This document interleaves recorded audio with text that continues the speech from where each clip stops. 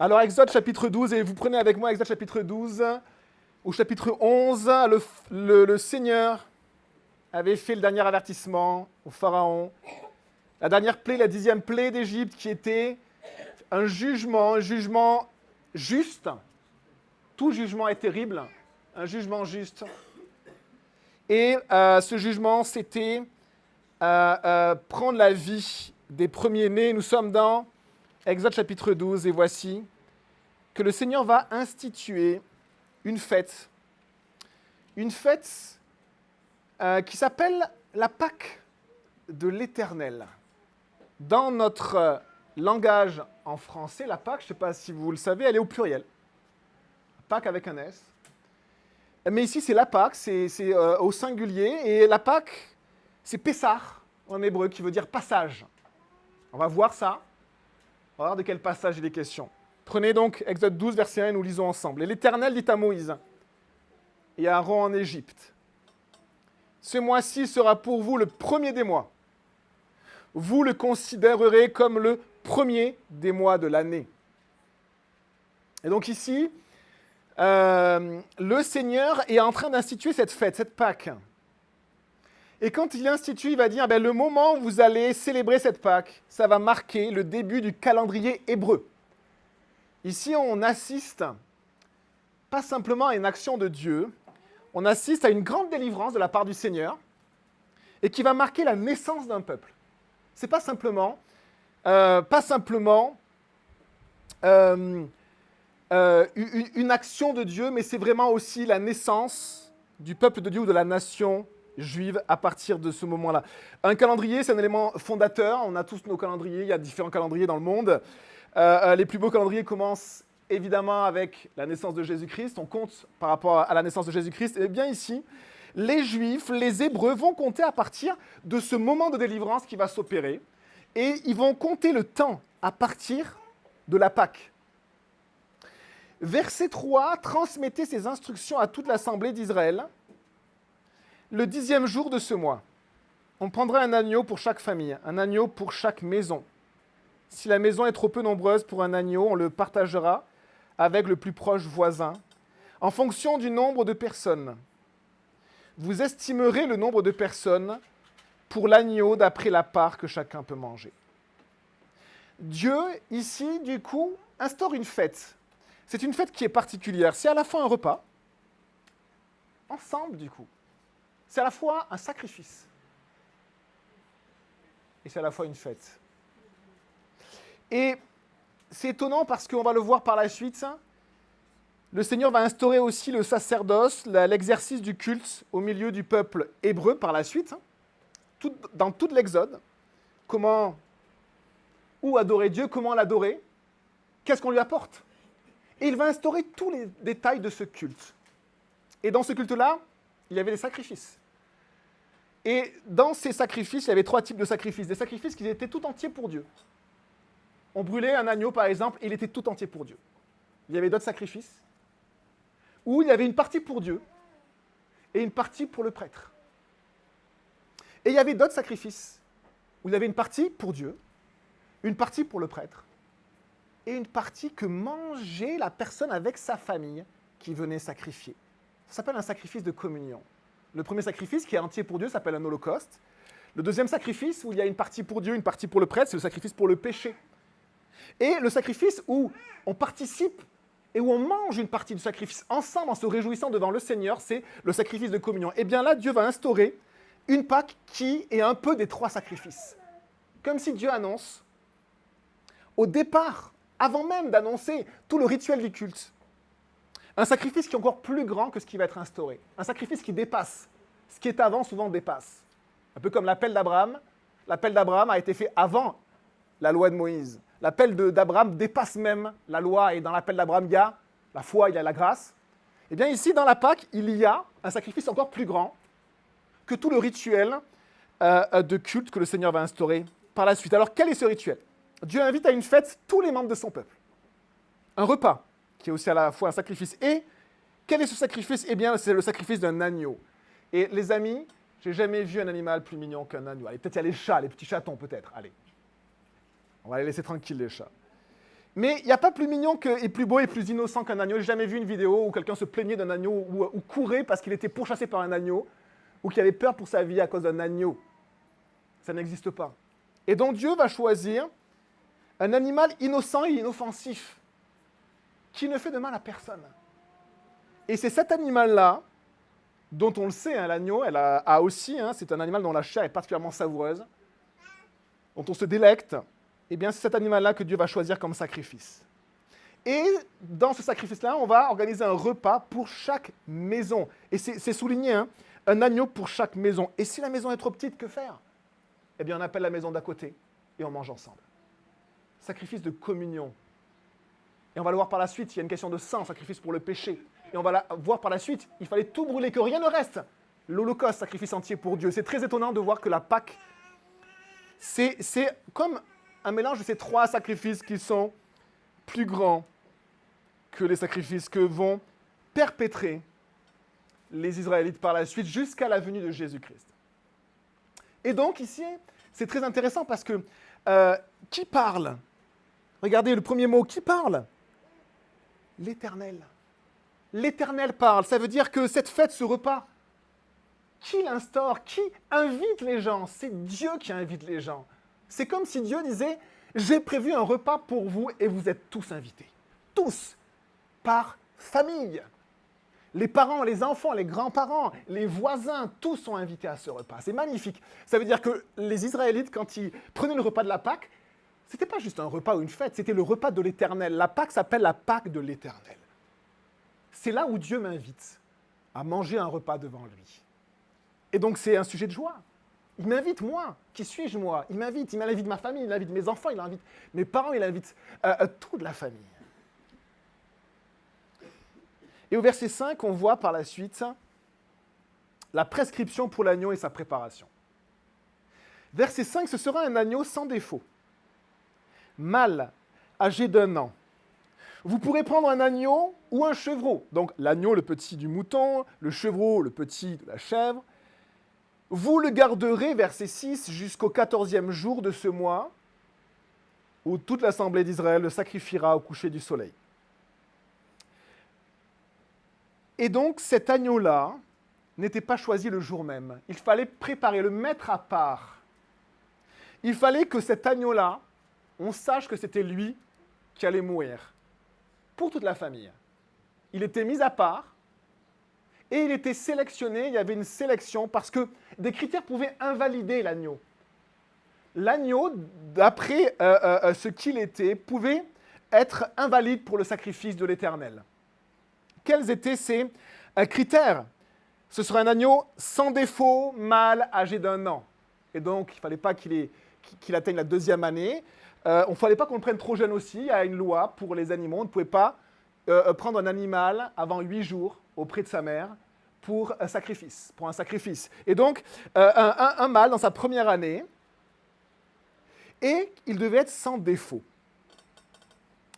Sans défaut pour les Juifs, hein, ça veut dire qu'il ne veut pas être aveugle, boiteux, il ne devait pas avoir non plus de membres mutilés, il ne devait pas avoir de maladie, il ne devait pas avoir de blessures, et il ne devait pas avoir de malformation. C'est très intéressant, ça veut dire qu'à la fois, il fallait que cet agneau, il soit pur de naissance, génétiquement pur. Vous savez, quand on est avec une malformation, on n'y peut rien, mais c'est par nature qu'on est déformé. Et il fallait à la fois qu'après sa naissance, eh bien, il ne contracte ni accident, ni maladie, ni blessure. Et les amis, on est en train ici de voir que tout ce qui concerne la Pâque de l'Éternel est un enseignement de la part du Seigneur au sujet de son Messie. Du Messie promis, et tous les détails concernent Jésus. Des pasteurs ont dit, vous savez, dans la Bible, chaque page parle de Jésus. Et ici, en fait, il y a des pages qui parlent plus de Jésus que d'autres, évidemment. Et là, plus on creuse dans la parole de Dieu, plus on est stupéfait de voir ce Père Tout-Puissant qui parle d'un sacrifice et qui annonce des choses pour son peuple. Et qui est la base de la délivrance et de la naissance de son peuple. Et vous pouvez prendre ce verset dans 1 Pierre, où l'apôtre Pierre, c'est dans le Nouveau Testament, 1 Pierre 1, verset 18. qui va reprendre justement ces caractéristiques de l'agneau.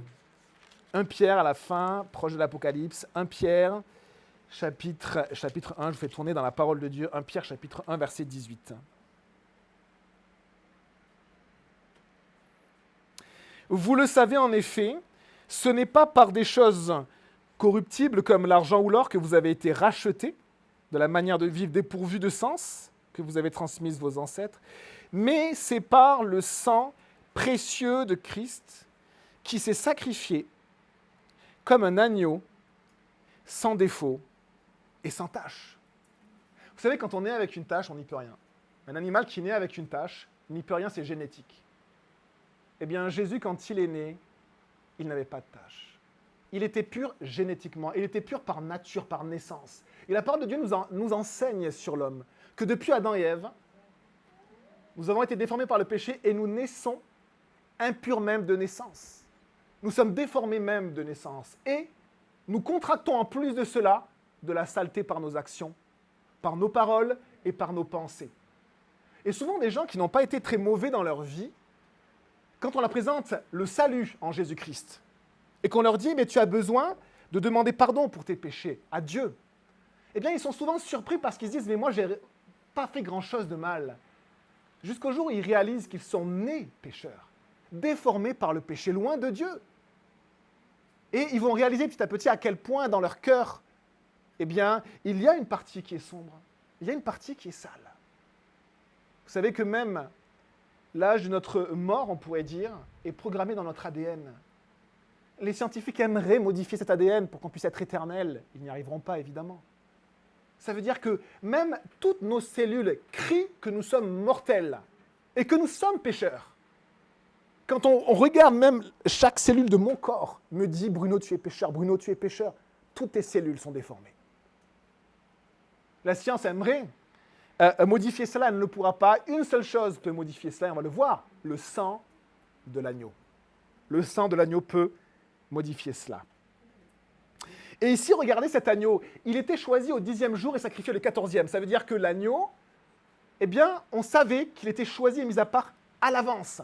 Et dans ce chapitre de 1 Pierre, au verset suivant que ce que je vous ai lu, verset 20, il est dit ceci, que cet agneau sans défaut et sans tache, prédestiné avant la création du monde, il a été révélé dans les derniers temps à cause de vous. Ça veut dire quoi? Ça veut dire que Jésus a été choisi avant de venir pour être le sacrifice. Jésus a été choisi et mis à part avant. C'est comme si Dieu a demandé à son fils, écoute, il nous faut un agneau sans défaut et sans tache. Et est-ce que tu es d'accord d'être cet agneau qui va venir pour le péché du monde? Et donc Jésus a été choisi comme, il est dit ici, mis à part avant le sacrifice, choisi pour nous. Et il est dit, vous le garderez jusqu'au 14e jour de ce mois, où toute l'assemblée d'Israël le sacrifiera au coucher du soleil.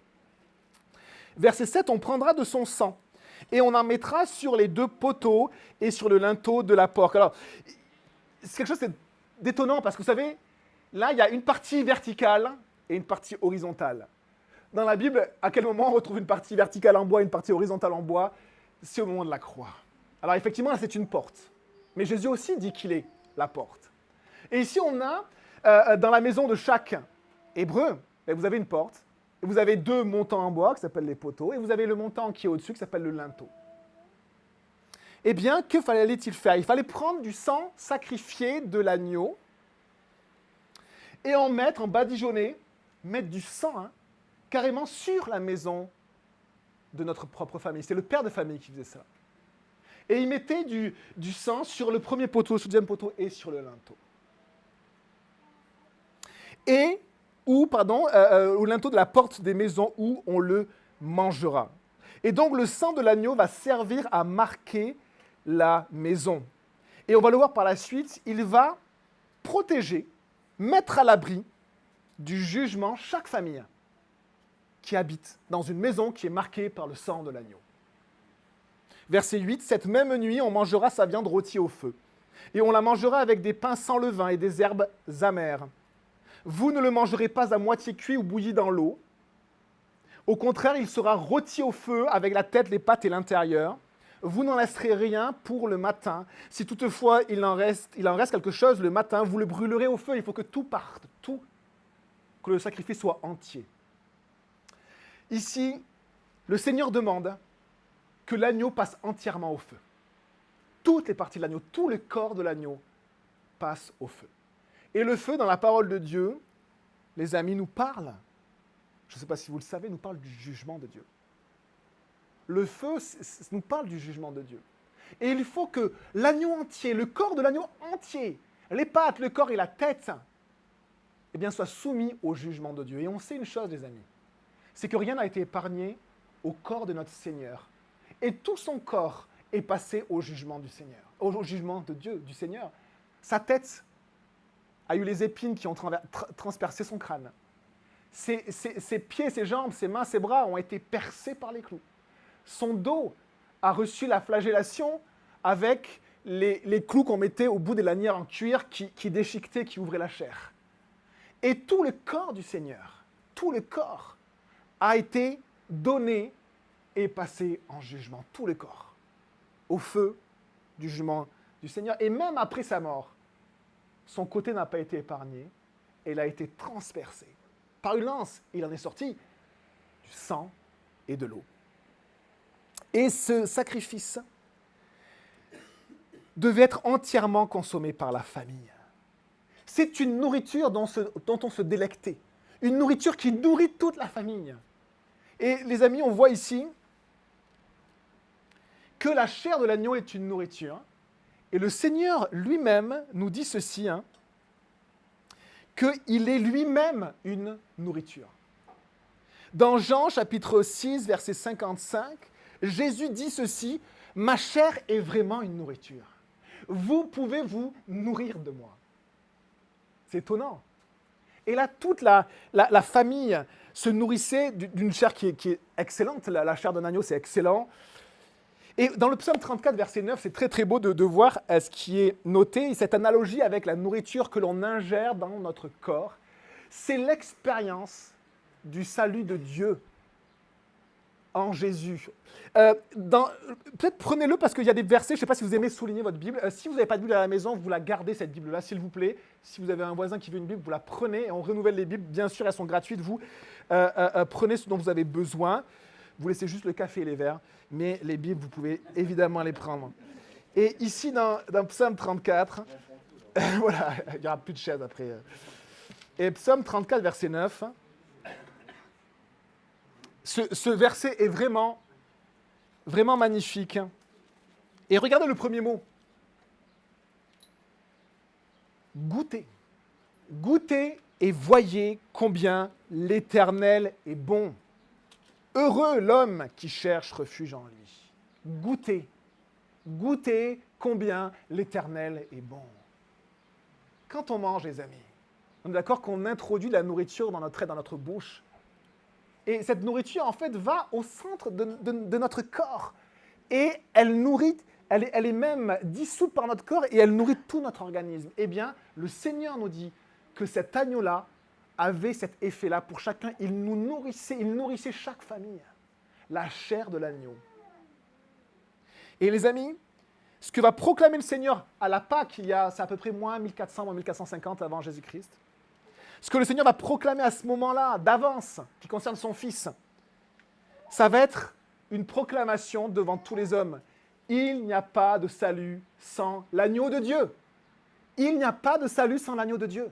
Et vous avez besoin de goûter, d'expérimenter, de faire rentrer Christ en vous, de lui demander. Jésus le dit dans l'Apocalypse. Il dit, je me tiens à la porte. Apocalypse 3, verset 20. Et je frappe. Si quelqu'un entend ma voix et ouvre la porte, j'entrerai chez lui. Je souperai avec lui et lui avec moi. Et j'espère, c'est juste notre désir, c'est que chacun ici, vous ayez fait cette expérience, ou simplement que vous la ferez aujourd'hui. C'est une prière d'humilité. Si vous êtes orgueilleux, il n'y a aucun espoir pour vous, si ce n'est de demander pardon à Dieu pour votre orgueil. Je suis orgueilleux, j'ai demandé pardon à Dieu pour mon orgueil, vous pouvez le faire. et de dire à Jésus, viens, viens, viens dans ma vie. Viens me purifier, purifier mon âme. Et donc ici, on voit que tout nous parle de ce sacrifice du Seigneur. Tout nous parle de la souffrance aussi, les herbes amères. Tout nous parle de la souffrance. Tout nous parle du jugement qui va être appliqué sur l'agneau et qui va servir d'une sorte de couverture, de couvercle, de protection sur la famille. Et le jugement ne passera pas sur cette famille. Verset 11, dans Exode 12, on a la prescription pour ceux qui mangent la Pâque maintenant. Quand vous le mangerez, cet agneau, vous aurez une ceinture à la taille, vos sandales aux pieds et votre bâton à la main. Vous le mangerez rapidement. C'est la Pâque de l'Éternel. C'est le repas auquel le Seigneur vous invite. C'est très étonnant. Imaginez, Dieu dit j'ai fait un repas, ou un ami vous dit j'ai fait un repas, mais vraiment il est succulent. Je l'ai préparé, mais vraiment vous allez avoir un repas excellent. Par contre, il est possible qu'on parte à un moment donné soudainement au milieu du repas, il faudra partir. C'est très étonnant. Et pourtant c'est ce qui se passait. Et donc les Israélites en fait, ils étaient assis, ils mangeaient, ils avaient le bâton à la main, ils étaient prêts pour le voyage, et ils mangeaient ce repas dans cet état-là. C'est très étonnant. Ceux qui sont protégés par le sang de l'agneau doivent être prêts à partir à tout moment. Ceux qui sont protégés par le sang de l'agneau doivent être prêts à partir à tout moment. Est-ce que vous êtes prêts à partir? Est-ce que vous êtes prêts à partir? Ce soir, maintenant, auprès du Seigneur. Et c'est une question qu'on doit se poser à chacun. Est-ce que je suis prêt à partir? Aujourd'hui, ah non, j'aimerais bien me marier, ah non, j'aimerais bien avoir des enfants, ah non, j'ai acheté une maison, ah non. Ou est-ce qu'on est prêt de se dire, mais rien ne remplace la délivrance et le salut de l'Éternel et l'appel de la terre promise. C'est ce que dit Paul aux croyants de Thessalonique. Et prenez 1 Thessaloniciens, chapitre 4, s'il vous plaît. Le pasteur Garrett qui était là, on a été encouragé par pasteur Garrett le vendredi soir sur le Saint-Esprit, c'est tellement bon. Et puis le dimanche matin sur l'enlèvement de l'Église et le contraire d'ailleurs, je pense. Et pendant l'enseignement sur l'enlèvement de l'Église, le vendredi soir, eh bien, on va relire ce passage-là, un passage clé, 1 Thessaloniciens, chapitre 4, s'il vous plaît. Vous prenez 1 Thessaloniciens, chapitre 4. Et dans 1 Thessaloniciens, chapitre 4, verset 16, on lit ceci. En effet, le Seigneur lui-même a un signal donné à la voix d'un archange et au son de la trompette de Dieu. Descendra du ciel et ceux qui sont morts en Christ ressusciteront d'abord. Ensuite, nous qui serons encore en vie, il parle des croyants, nous serons tous ensemble enlevés avec eux sur des nuées à la rencontre du Seigneur. C'est l'enlèvement de l'Église avant les grandes tribulations. Et ainsi, nous serons toujours avec le Seigneur. Encouragez-vous donc les uns les autres par ces paroles. L'apôtre Paul et le Seigneur le dira de la même manière, veillez, priez, car vous ne savez pas le jour ni l'heure. Et quand les croyants prenaient la Pâque du Seigneur, eh bien, ils devaient être prêts, en fait, et être à l'écoute du signal. Il allait y avoir un signal. Et dans ce signal-là, eh bien, c'était le signal de quoi, les amis? De tout quitter. De tout quitter et de ne jamais revenir. Tout quitter. Et au moment où il y a eu ce signal-là, tous les croyants sont partis et ne sont plus jamais revenus. Et c'est un enseignement du Seigneur à notre sujet. Quand vous le mangerez, vous aurez une ceinture à la taille, vos sandales aux pieds et votre bâton à la main. Vous le mangerez rapidement. C'est la Pâque de l'Éternel. Maintenant, quand les Juifs célèbrent la Pâque, on va voir que la Pâque a pris fin avec Christ, on va le voir. Eh bien, c'est une nuit de veille. C'est une nuit où ils ne dorment pas. Parce qu'il y a maintenant 2400 ans, eh bien, pendant la nuit, ils ont mangé la Pâque. À un moment donné, pendant le repas, il y a eu un signal et il fallait partir de suite. Et donc, encore maintenant, c'est une nuit de veille. Verset 12. « Cette nuit-là, je parcourrai l'Égypte et je tuerai tous les premiers-nés du pays, hommes ou animaux. Je mettrai ainsi à exécution mes jugements. Contre tous les dieux de l'Égypte, je suis l'Éternel. » Est-ce que vous savez que Dieu est amour? Est-ce que vous savez que Dieu est justice et vérité? Est-ce que vous savez que Jésus est venu une première fois pour sauver le monde? Et est-ce que vous savez qu'il reviendra pour le juger? Le jugement de Dieu, c'est une réalité, les amis. Et si vous n'êtes pas à Christ, on vous encourage simplement à appeler simplement le Seigneur et à demander à Christ de venir dans votre vie. Et le sang de l'agneau vous protégera du jugement de Dieu. C'est un jugement juste que nous méritons, que nos péchés méritent, que nos actions méritent, que depuis Adam et Ève, toute l'humanité mérite. Et ce jugement, un jour, s'appliquera sur la terre.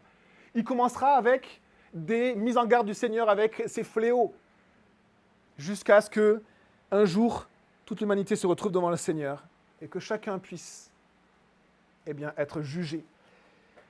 La parole de Dieu nous parle des croyants, qui nous disent que même les croyants aussi, nous serons devant le Seigneur Jésus, et que tout ce que nous avons fait dans notre vie passera au feu. Et le Seigneur verra ce qui restera. Et les amis, le Seigneur est passé déjà au feu. Il est passé au feu du jugement de Dieu. Et caché en lui, on n'a aucune crainte à avoir du jugement, aucune crainte. Parce que c'est ce que, on va le voir ici. Le Seigneur ici, pas simplement protège du jugement quelques personnes, mais il fait naître un peuple, des enfants de Dieu, les membres de son peuple. Et il dit à ce peuple, « Je t'ai aimé d'un amour éternel. » Je t'ai aimé d'un amour éternel. Et alors ici, verset 13, « Pour vous, en revanche, le sang servira de signe sur les maisons où vous vous trouverez. Je verrai le sang et je passerai par-dessus vous. Et je passerai par-dessus vous. » Pessar, passer. C'est là, c'est de cette phrase-là que vient le mot Pâques. Le jugement passe au-dessus de moi parce que je suis protégé par le sang de l'agneau. C'est une discussion que j'avais eue avec un musulman, très bonne discussion. Les musulmans sont fervents, ils tiennent à leur religion. Et pourtant, je lui avais dit, mais qui peut effacer tes péchés? Et là, il avait été complètement décontenancé. Parce que l'islam n'enseigne pas cela. L'islam n'enseigne pas le pardon des péchés. Et il n'y a aucun moyen d'être pardonné. Il y a un Dieu qui est grand, qui est juste sûrement, qui est miséricordieux, mais il n'y a pas de moyen d'être pardonné. Et j'ai pu lui dire, lui expliquer, parce que les musulmans ne le savent pas, que c'est au travers de Jésus-Christ, leur prophète Issa, qui est aussi le Fils de Dieu, qu'il peut être lavé et pardonné, parce qu'il faut que le jugement s'applique soit sur toi, soit sur le Seigneur. Et donc pour vous, en revanche, le sang servira de signe sur les maisons où vous trouverez. Je verrai le sang et je passerai par-dessus vous. Il n'y aura pas de fléau qui vous détruise quand je frapperai l'Égypte. Priez pour nos amis musulmans. Priez pour eux, les amis. Mais vraiment, aimez-les. Aimez-les vraiment. Et parlez. Il y a quelques points que les musulmans ont. Ils pensent que Trinité, c'est 3 dieux. Donc il faut leur expliquer que non. Il faut leur expliquer que le Père, le Fils et le Saint-Esprit, ce n'est pas 3 dieux, c'est un Dieu en 3 personnes. Et que le Fils n'a pas été engendré comme un homme et une femme engendrent un enfant, parce qu'ils disent, mais Dieu a eu des relations sexuelles. Non, c'est de la même manière que je dis, que de dire, je suis un enfant du Maroc. Est-ce que ton pays a engendré? Est-ce qu'il a couché avec quelqu'un de ton pays pour t'engendrer? Ben non. Tu es un enfant du Maroc, ça veut dire que tu proviens du Maroc. Eh bien, Jésus est le Fils de Dieu. Il provient de Dieu. Et il est aussi Dieu éternel, mais ça, c'est en rentrant dans la foi chrétienne que l'on découvre petit à petit qui est Jésus. Au début, c'est notre sauveur, et puis on réalise qu'il est Dieu, en fait. Et que Dieu est Père, Fils et Saint-Esprit. Mais c'est trop grand pour nous, c'est pas nous qui l'avons inventé, c'est Dieu qui se révèle petit à petit, et puis on apprend juste à regarder qui est Dieu et l'adorer. Ici, du coup, le Seigneur dit, je vais mettre une protection sur vous, et ma colère ne passera pas sur vous, ne s'exercera pas sur vous, mon juste jugement ne s'appliquera pas sur vous. Je verrai le sang, il n'y aura pas de fléau qui vous détruise quand je frapperai l'Égypte. Les amis, un verset nous dit que ce sont vos péchés, en parlant de nous tous, ce sont vos péchés qui ont mis une barrière entre vous et Dieu, qui ont mis une séparation, qui m'ont mis un gouffre. Et c'est vos péchés, finalement, qui font de vous des ennemis de Dieu. Les amis, c'est très fort à dire. Mais tant que nous ne sommes pas en Christ, nous sommes ennemis de Dieu. Au temps du Grand Réveil, en 1730, les pasteurs disaient « Dieu est en colère contre vous ». Dieu est en colère. Et pour que cette colère passe, au-dessus de vous, que vous soyez protégés, acceptez Christ. Et le sang de Christ, Dieu l'a envoyé pour vous. Il a donné tout ce qu'il avait. Est-ce que vous donneriez votre fils? Moi, je ne donnerai jamais mon fils. Dieu a donné le sien. Pour moi, il a tout donné. Il a dit, bon, ils ne m'ont jamais écouté, j'ai envoyé mes prophètes, ils ne m'ont pas écouté. Ben, si j'envoie mon fils, peut-être qu'ils l'écouteront. Et ce qui est très beau, les amis, c'est que les Égyptiens, la plupart n'ont pas voulu écouter Dieu, et donc ils sont restés ennemis de Dieu. Ils ont subi ce jugement. Mais il y a ce peuple qui a décidé d'obéir à Dieu. Et c'est à ce moment-là que le peuple de Dieu est né, et qu'ils ont été déclarés membres du peuple de Dieu, que leur péché a été couvert par le sang de l'agneau, et qu'ils ont été libérés de l'esclavage. C'est le jour du salut, les amis. Aujourd'hui, c'est le jour du salut. Et nous pouvons le recevoir, être sauvés, avoir la vie éternelle. Personne ne vous propose, il n'y a pas aucune espérance dans ce monde à part en Jésus-Christ. Et le peuple de Dieu naît ce jour-là, et le peuple, dans toute la suite de son histoire, il va apprendre une chose, et ça sera la suite que l'on verra dimanche prochain. Il va apprendre ce que ça signifie être le peuple de Dieu. Il va apprendre à vivre en tant que peuple de Dieu, dans ce monde-là, avec beaucoup d'échecs. Et il va apprendre. Verset 14, « Vous rappellerez le souvenir de ce jour en le célébrant par une fête en l'honneur de l'Éternel. Cette célébration sera une prescription perpétuelle pour vous au fil des générations. » Ça veut dire que le Seigneur indique ceci. Il dit, il n'y a pas de fin à cette prescription de la Pâque. Il n'y a pas de fin.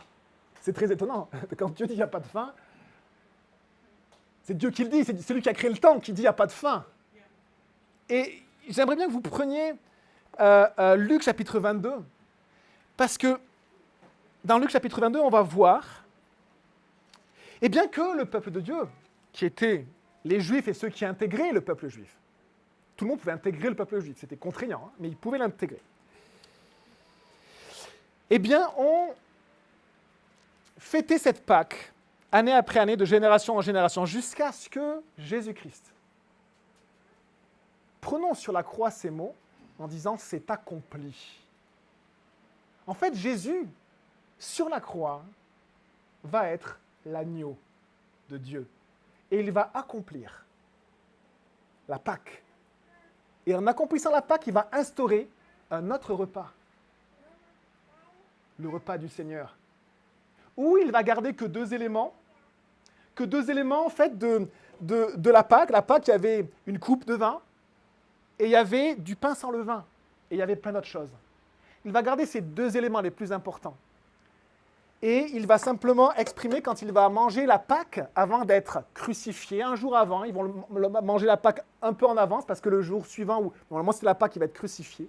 Avec ses disciples, ils vont tout préparer, comme ça se faisait année après année, de génération en génération. Et Luc chapitre 22, eh bien, on lit ceci. Verset 7. Le jour des pains sans levain où l'on devait sacrifier l'agneau pascal arriva. Jésus envoya Pierre et Jean en leur disant « Allez nous préparer la Pâque afin que nous la mangions. »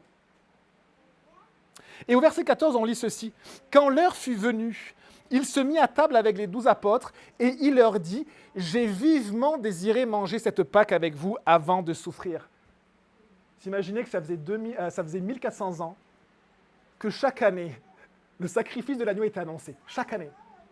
Et Jésus sait très bien que ça parlait de lui.